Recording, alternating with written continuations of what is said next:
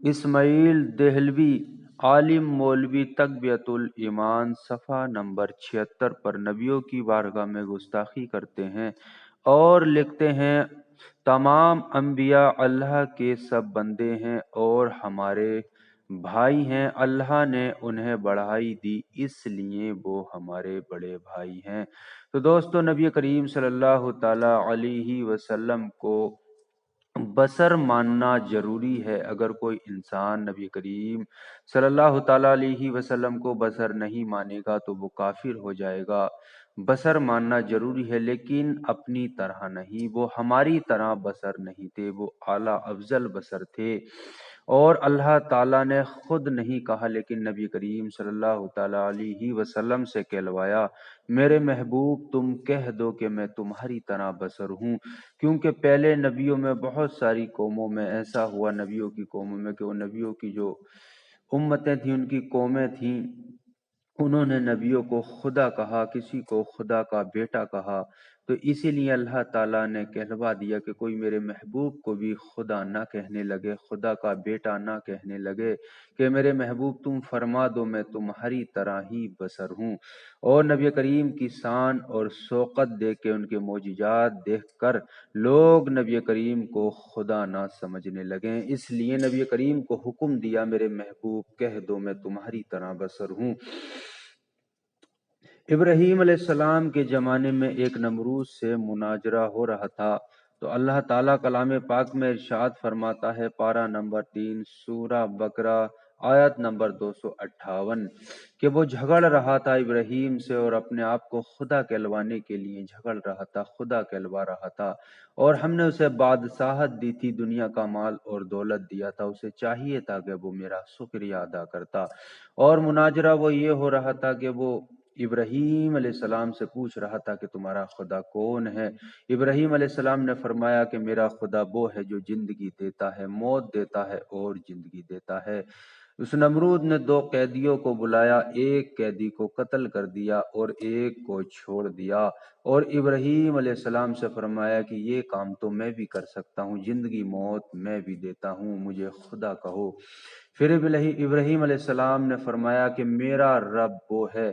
جو مشرق سے سورج کو نکالتا ہے اور مغرب میں سورج کو ڈباتا ہے، اگر تو خدا ہے تو مغرب سے سورج کو نکال اور مشرق میں سورج کو ڈبا۔ وہ مبہوت ہو گیا، وہ کوئی جواب نہیں دے پایا۔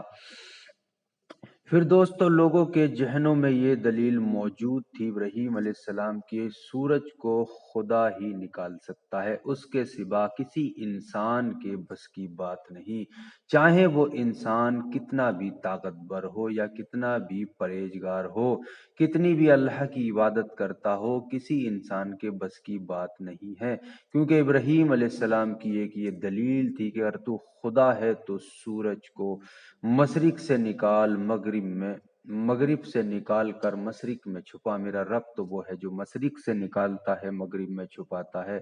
تو وہ مبہوت ہو گیا۔ لیکن جب نبی کریم صلی اللہ تعالی علیہ وسلم کا زمانہ آیا تو نبی کریم صلی اللہ تعالی علیہ وسلم حضرت علی رضی اللہ تعالی عنہ کی جانوں پر سر رکھ کر سو رہے تھے، اور حضرت علی رضی اللہ